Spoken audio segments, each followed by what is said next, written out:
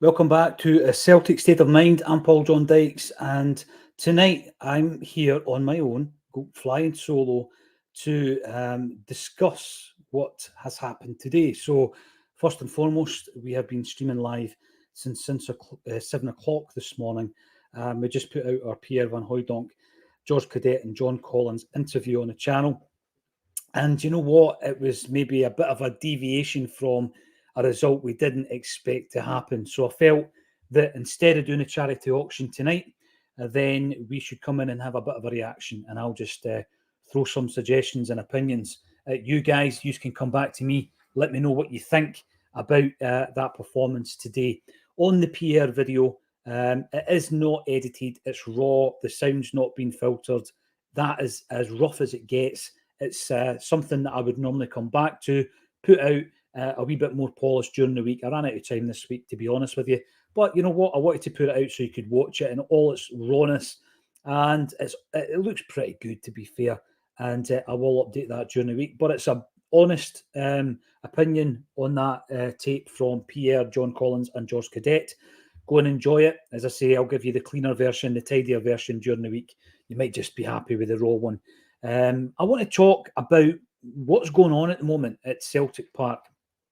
We have had a scenario whereby the return of Brendan Rodgers was very, very newsworthy, and that's for sure, due to the success, first and foremost, that he had first time round, but also due to the fact that he left in circumstances that were not ideal for the fan base, and certainly not ideal for his legacy.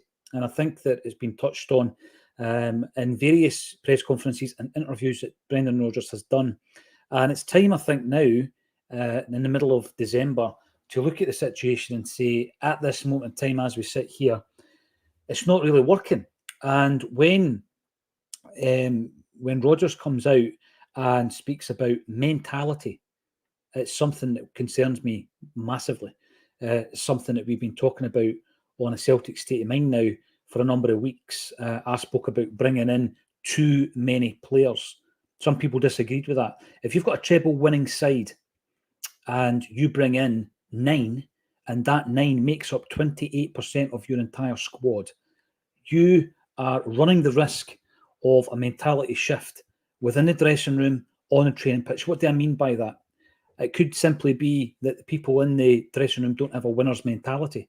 Let's start at that point. I'm not talking about a mentality of someone coming in and deliberately causing an issue within the dressing room. I'm talking about knowing what it is to be a winner.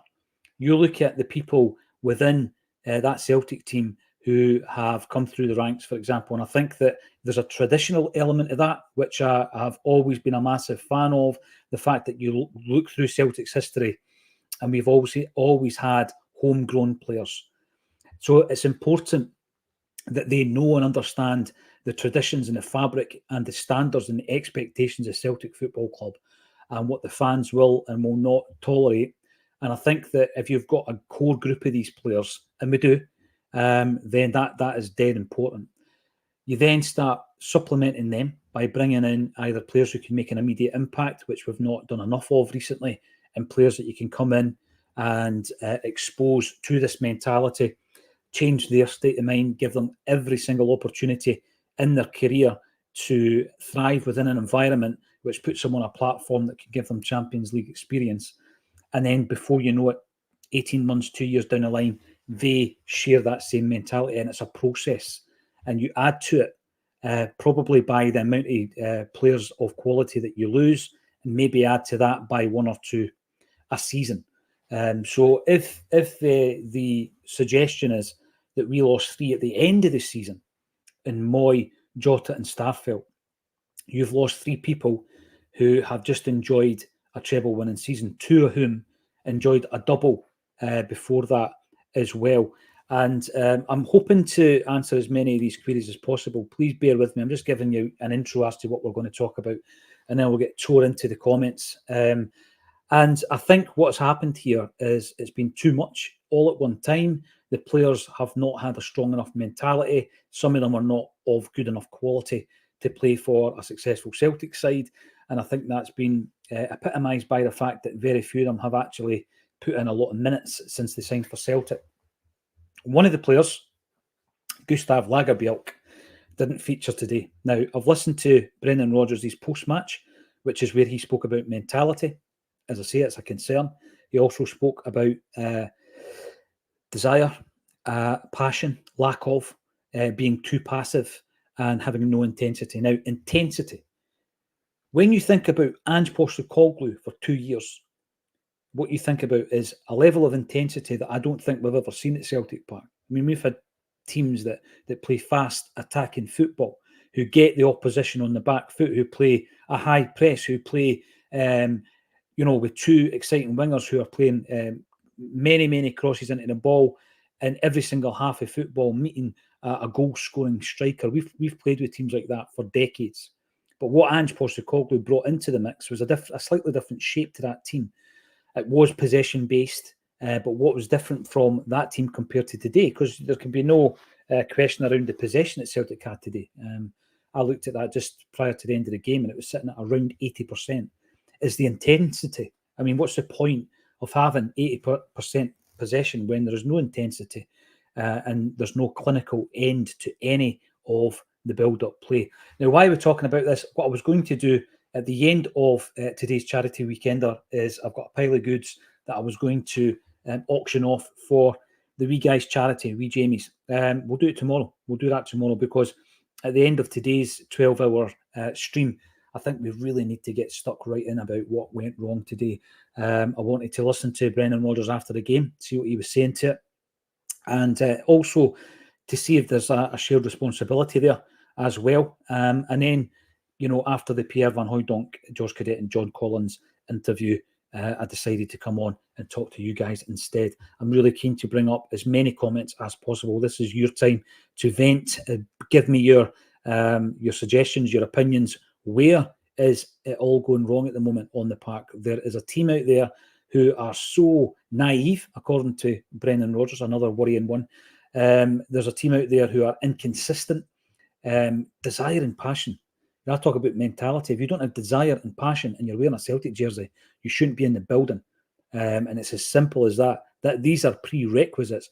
We've had players in the past throughout our history who have not had sufficient ability to play for this football club. They think they can make a step up. A lot of people think they can make a step up from the English league and it's simple and it's easy. Well, Shane Duffy didn't find it easy. Nat Phillips didn't find it easy. John Joe Kenny didn't find it easy. And that isn't always necessarily coming to Scottish football. It's the expectation that is required at Celtic Football Club that you need to have the mettle, the chutzpah, the mentality to be able to make a success of it. I've not seen it from a number of the players that have come in, not only on this window, I've got to say, but in a few of the previous windows. Let's have a talk about some of the issues that I think exist. You can let me know your thoughts. The one big thing on a Celtic state of mind, I try my best always to be balanced. And I think that it's easy to be, when emotional after a defeat, very knee-jerk. So what you won't get from me tonight is that I want Brendan Rodgers sacked, because I don't. I don't think that is going to resolve what is going on at this moment in time. I think that's going to compound the issues, because what we have is a fractured squad with loads of unhappy people who are not playing. I'm saying they're unhappy because they're not playing football. You show me a professional footballer that trains all week and is happy if he doesn't get a game. We've got half a squad not playing. They're going to be unhappy. We've got fans who want to be at the game, who want to add colour and noise and atmosphere and support and positive energy to the team on the park, and they're not allowed in the stadium. There's massive issues at this moment in time. Just as we head into another transfer window, I think Brendan Rodgers over the last few weeks have been, firing numerous arrows aimed at the Celtic board to open up the purse, open up the old, what we used to call a biscuit tin. It's a bit bigger than a biscuit tin. It's more like Scrooge McDuck's cellar full of gold, 70 odd million quid in the bank. We need to actually turn that into quality footballers so that we can do something this season. Because at this moment in time, it looks as though a treble winning side is looking extremely average, mediocre, normal, unable to break down defences like Kilmarnock, St Johnstone, Motherwell, and today Hearts. Are there issues? Of course there is. That's 2 league defeats on the bounce. You get a wee bit of hope during the week against Feyenoord. I said after that game, it looked as though the shackles were off. We played with a wee bit more freedom. We won the game. we looked like winning the game. At 1 each, there was a belief watching the game that we could get another goal. Today there wasn't. I don't know if you disagree with that. I didn't think we were going to score today. It was the same against Kilmarnock. We ended up playing over 100 minutes of football. We could have played another 100 on top of that, and we wouldn't have won the game. Another injury, Alistair Johnston. Again, for the fairness of balance, Brendan Rodgers has had loads of injuries, still does have quite a few injuries to key players, and you've got to take that into account. Of course you do. But at what point are you bringing 9 players in and they can't step in? What's the point in bringing them in if they can't step in to the fold? Bernabe and Kwon appear out of nowhere, absolutely nowhere, and they're sitting on the bench. And I remember at the beginning of the game looking at both players, thinking to myself, right, if we're chasing this game with 20 to go, what are these two guys going to do? It's a bizarre, random team selection, which I simply cannot understand. And I remember that mantra of the final 30 minutes, the team on your park for the final 30 minutes being as important as the starting 11, coming from Brendan Rodgers. Well, can you tell me where Kwon and Bernabe come into that equation? Because there's absolutely no way any of the two players are going to make a blind bit of difference when they come on. And when we've seen Bernabe coming on, that was exactly what happened. We've got a couple of wingers who were complete passengers against Kilmarnock, yet they start again in Palmer and Johnson. And their delivery into the box is not sufficient, if you ask me, for the striker in Kyogo, who was our talisman for 2 years. What's happened to him?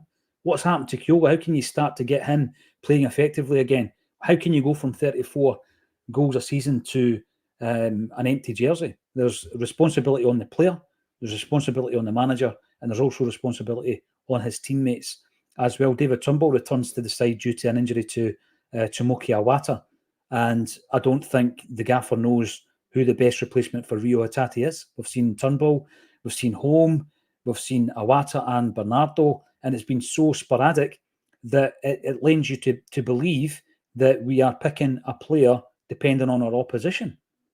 Since when did Celtic have to worry about Kilmarnock, Hearts, St Johnstone, Motherwell, Hibs game plan? We have a strong enough side to allow them to worry about us, yet we are tinkering with our own midfield to suit the opposition. And one final interesting thing about Brendan Rodgers' his post-match is that he said, this is where I get judged. Well, it is. It is where you get judged as a Celtic manager.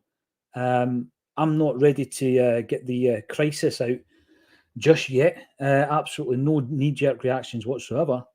But this is a situation that needs to be resolved. Look at the first goal. Second goal, listen, we shouldn't lose the free kick. We shouldn't lose possession. We shouldn't give the ball away. Hearts have scored 2 goals from set plays. The first one, though, you can defend that a lot better. Who's to blame? I said during the game I wanted to see it again because I felt that Liam Scales was one of the best players on the park for me, but I wanted to see what his part in that goal was. I've looked at it back, and I think it's Greg Taylor. I think Greg Taylor's the guy, again, at the back post, who is nowhere to be seen. And they get ahead. Shanklin, all day long, will score their goals. All day long. And so that's where we are at this moment in time. No end product, all possession. What's your thoughts, John Mulaney? We looked weak in every department. Would you agree? Well, let's run through it. Goalkeeper, Joe Hart. I thought he played well during the week. Far too often in the league this season, he's lacked any kind of commanding presence in his 6-yard box, which is his domain. That's his area. He owns it. And he needs to be the goalkeeper who, even if he's coming through his own defenders, he gets that ball away. But what I don't like about him, and I've seen it again today, is his inability just to command that area and catch a ball. There was one moment where a Hearts player just stood his ground and he punched it. He punched the ball. And we're losing possession when he punches it as well. You've got to be more commanding. You move into the defence. At this moment in time, we are playing with a weaker defence than we had last season. Why is that when 4 of the starters today, 3 of the 4 rather, were part of your main defence last season? Well, Greg Taylor is a shadow of the player that we saw under Ange Postecoglou. Now, we're not going to build our team around Greg Taylor. He has not adapted to whatever the shape is that Brendan Rodgers wants him to be part of, and we have no backup. We've got Bernabe on the bench, who came on as a left winger. He replaced Lewis Palmer. We had Mitchell Frame coming on against Feyenoord the other night. Gives you a wee glimpse into the future as well. And you sometimes ask yourself if he could do any worse at this moment in time. Greg Taylor constantly out of position, constantly out-muscled, and with no challenge. That goes back 3 transfer windows, the fact he's got no challenge. Bernabé is not the answer. We need to strengthen in that position. And I've heard, obviously, that there are rumours about Araujo at Estoril who might be incoming, and we'll need to wait and see as well. Obviously, I need to scope through some of these before bringing them up, because I need to just make sure everything is reasonable. George Robertson. And I said this, by the way, earlier on. A Celtic State of Mind is 100% independent. It's not financed by anyone. We're not beholden to the club or anyone else, but we do try to be as balanced as possible. If our views, comments and opinions fly against the club's narrative, that's just going to be the way it is.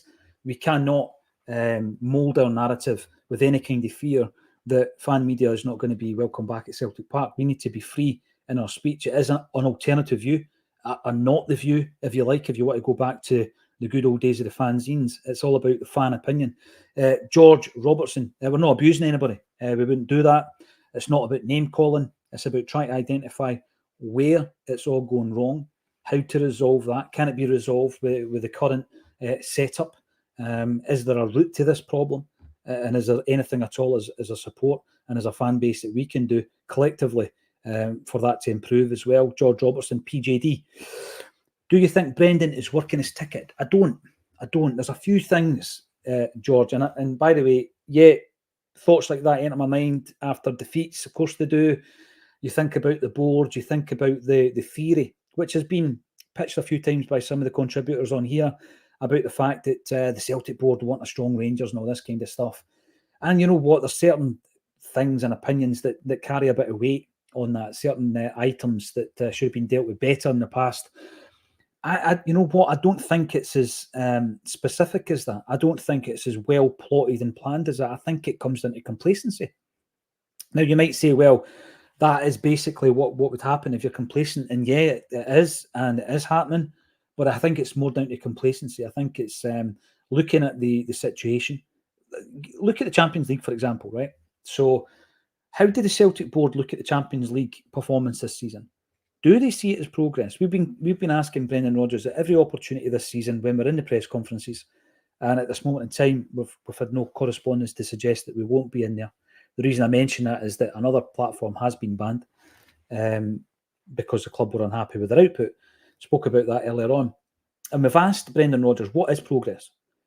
Now, progress as a fan this season would have been that you come out of the group and you, as a supporter, as a season ticket holder, for a number of seasons, my first season ticket was in 1994. There'll be people in the comment section who have had season tickets since before I was even born. And my expectation is that you come away from that campaign thinking to yourself, you've maximised your ability to get through that group. And if you come out of it and you've been beaten by better teams, with better players, then you take it on the chin and you move on. And it's the same domestically. If you get beat by a particularly good team, then you can accept it. Not accept mediocrity. You don't accept it as being a lowering of your standard. You accept it that you were beaten by the better team. I'll give you an example. Today, that free kick. Yeah, we can talk about Joe Hart's positioning. We can talk about the space that he allowed to his left. We can talk about the fact that even with that space, the goalkeeper should keep it out. All of these things. Or we could say, you know what, it was a particularly good free kick.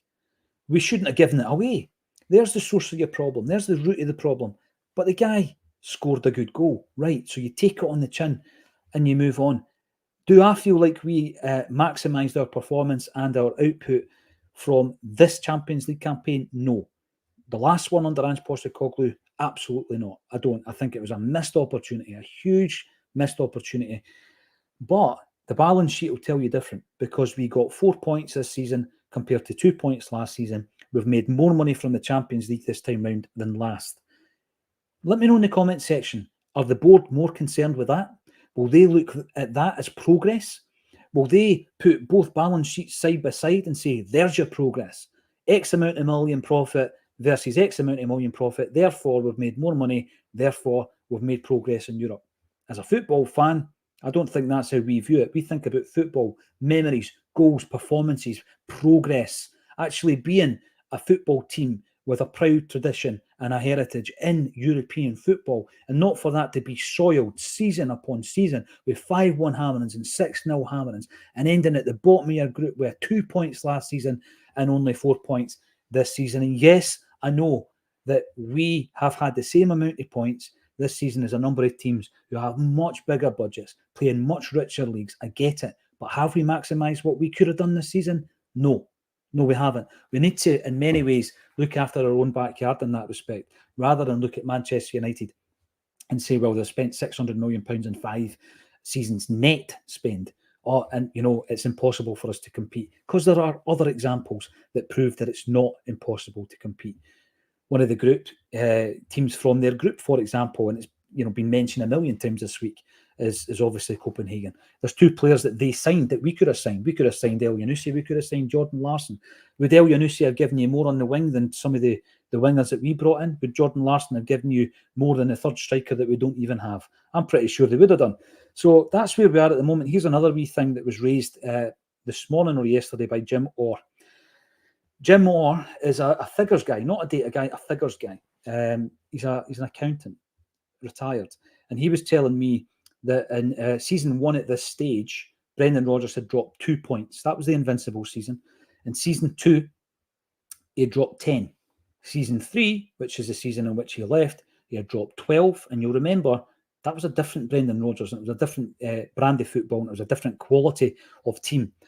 Well, this season, how many points have we dropped at the same position? 12. So we are playing at the same capacity as Brendan Rodgers in his third and final season, first time round. That's the performance level within the league. Now, up to this point, we've been let out of jail a couple of times, I think, by the fact that Rangers were in a bit of a free fall themselves, changing management, etc. They look as though they've got their act together. I don't think they're any great shakes, but if they keep getting the results, then we'll be going into that game on the 30th of December, and we're going to have to win to regain top position in this league campaign. So no, it's not a knee-jerk situation. It's just looking at where we are right now and what the repercussions of us not responding positively to that will be. We're going to be running for about half an hour, and Dyer McKee can see us dropping more points before we play Rangers. The team is really poor. By the way, Feed the Bear, you've been supporting us all day today on the charity stream. Thank you very much. Hoops, troops, hail, hail. And we've got this as well from Paul Boyle, just back from the game, says Paul, the captain in Forest. Only ones that turned up today. I think Scales. What do you reckon in the comments section? I thought Scales put in a performance today. I wanted to reserve judgment until I had a look back at the goal. I think Scales. And Brendan Rodgers has also pinpointed Matt O'Reilly as well for praise after the game. But yeah, not as many as you need. Going into the Champions League this season, when you're talking about maximising your performance, your chances of success, I asked the Acsom contributors, how many players do we have that you're happy with at that level, at Champions League level? I said 5, and I didn't include Alistair Johnston in that because I thought he had a poor European campaign this season. So I reckon we've got 5 or 6 at the top of their game at this moment in time in a squad of 32 to compete at European level. I don't mean to win the Champions League or to sign for Real Madrid, to compete, to be star men that you come away from the majority of your European games and think to yourself, they've put in a shift. They have not let us down. And it's just been down to the quality of the opposition. And that's the reason that we've been beaten. This season, I've seen players who are out of their depth in Europe. And some of them were already at the club. Some of them have been brought in by the club. I was talking about random appearances of players, Kwon and Bernabe, for example. And I started talking about Lagerbielke because I found that astonishing pre-match that he wasn't in the squad. Thus far, due to the disappointment of the defeat and the fact I was setting up the streams today and also the Van Hooijdonk interview, I'm not sure if there's been any mention of an injury to Lagerbielke. Let me know in the comments section if I've missed that. And if there isn't an injury, why on earth it wasn't in the squad? Now, I've heard the rumours, like everybody else, that he could be on his way out. Is that connected? Is that connected to this situation right now? I know the deal can't be done, but obviously negotiations can be. We've announced that we've signed players before the transfer windows opened in the past. Lagerbielke, he scores the winner on Wednesday night. He's out the team today. And I seen somebody coming in saying, look, Carter Vickers comes back in, so he gets thrown right back into the side. Welsh drops to the bench, and you don't need another backup. Right, okay, but what does it do to Lagerbielke? Would you rather have Lagerbielke or Kwon on the bench? And I know that means you've got two centre-halves, but Kwon's never going to come on today. It would need to have been an absolute disaster to throw him in at that. He wasn't going to positively affect that result today and that performance today. Kwon from the South Korean second division. Derek, we're already in big trouble. Don't want to misquote you there. Big trouble, he says. Scales was immense, says George. I agree with that. Yeah, absolutely. And Bert also echoes that. And I'm not even having the comment around, if Scales and Welsh and Johnston start a Champions League game, we're doomed and all this kind of stuff. Liam Scales has performed brilliantly all season. I think his worst game is St Johnstone, nothing each at home. I think near the end of that game, he was robbed a couple of times by the two loanees that were at St Johnstone, and he needed Joe Hart to pull a couple of saves off. He was poor that day, but that's what happens. I don't think over the piece that you can criticise him. If we lose to Rangers, we're in big trouble. You said it. If we lose before Rangers, are you confident, David, that we're going to win every game leading up to it now? That's 2 on the bounce. 1 away from home, and then we make changes, and then we lose at home. We should never be losing that game today. Absolutely. And not from an entitled perspective. I made the point today. How much money did Celtic spend in the summer? How many years has it taken Hearts to spend that? Now, listen, I know that money doesn't guarantee success. I absolutely get it. But we've got to be smarter with how we're spending that money. We should not be getting beat today. And we were beaten without a whimper. There was absolutely no chance we were coming back into that game.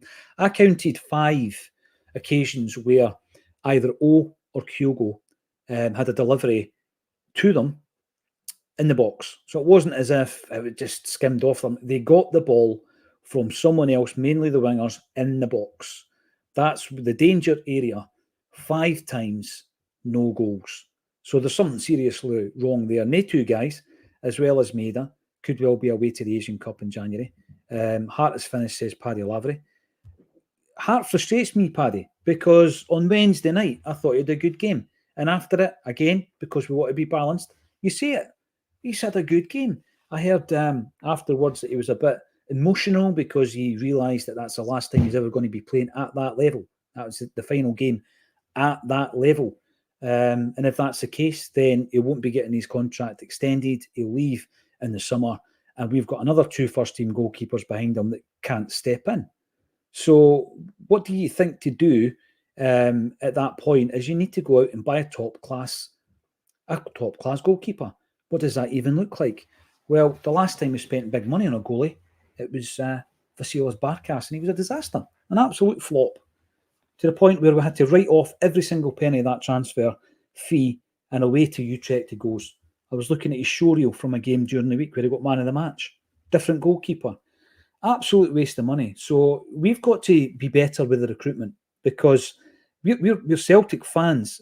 We don't have the insight. We don't have the systems, the data available to Celtic Football Club. I mean, they keep telling us how rich they are, how cash rich they are, how stable they are and financially well run and healthy the club is.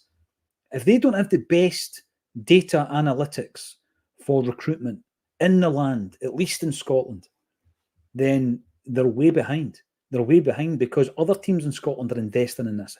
Teams that aren't even in our league are investing in this. And if we buy a player like Lagerbielke, who I've just been talking about, who clearly doesn't fit either the system that the boss wants to play or the system that we've been playing last season, if it's a like-for-like fit, Swedish defender for Swedish defender, they both have the same agent, Starfelt's out. We bring in Lagerbielke.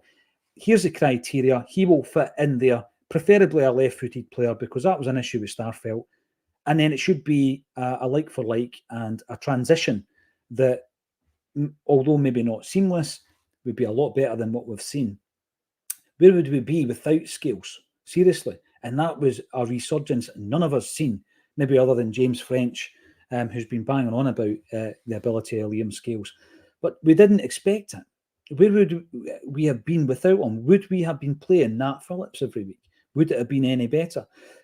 George, again, you're prolific. PJD, what you do with Acsom and are able to talk Celtic all day is incredible, mate. Well, listen, I appreciate that big time. I also appreciate every single one of you for getting involved in the comment section and on the fundraiser today over the piece. And this is astonishing. This is you. This is a community that come and speak to Acsom. And I know that you go and watch other Celtic podcasts as well because you like to hear the Celtic chat. You probably get to know each other through avatars and name. You might even meet each other in real. I've met some of you guys in the comments, Big U and Paddy Lavery. It's fantastic. But what you have done is you've allowed us to build a platform that this is our 4th charity weekender, and we have raised, it will be 100 grand by the end of this weekend. That's absolutely sensational. And that every single penny of that money goes to people who need it. Right? We all need it. We all need money. Everybody does. It's just the way everything's built. But there's people who need it more than us. And so what I've seen today is donations coming in. If you want to donate, you just click the link underneath the video. Anybody that puts a donation in directly through YouTube, through all the various different ways that you can do that, £1.99, £5, whatever it is, every penny goes to wee Jamie Tierney's family. So thanks every single one of you for making it happen. We are just providing a platform, and it's you guys that make it a success. So thank you very, very much for that. We absolutely appreciate it. But I am going to wrap this up because the first stream this morning was at 7 o'clock. That's Kevin Graham's fault. He wanted an early start so he could get a few sherbets before the game. He didn't fancy coming on for the final slot just in case the bucky had kicked in. But what we did do is we did the interview with Kev at 7 o'clock this morning. Kev has released a new EP. It's the Celtic Cross Collective. It's maybe better than you think it is, by the way. It's a Henrik Larsson EP, and I really enjoyed it. From there, we've moved through Shane McGowan, the Celtic Report, Michael Taggart, Jim Orr, Bendit Like Bertie, Des McLean, Yalto, Liam Carrigan, giving an entire hour in Japanese for our fans over in Japan. Laura Bradburn made a return to the show. We then covered the game to really put us in the mood, and we followed that up with the Pierre, George and JC interview. As I say, it's rough. It's rough. We wanted to get it out there so you could enjoy it in inverted commas after the game. Thank you, every single one of you, for getting involved. Keep commenting. Let us know your thoughts, and we'll be back tomorrow at 8 o'clock for another 12-hour session on A Celtic State of Mind.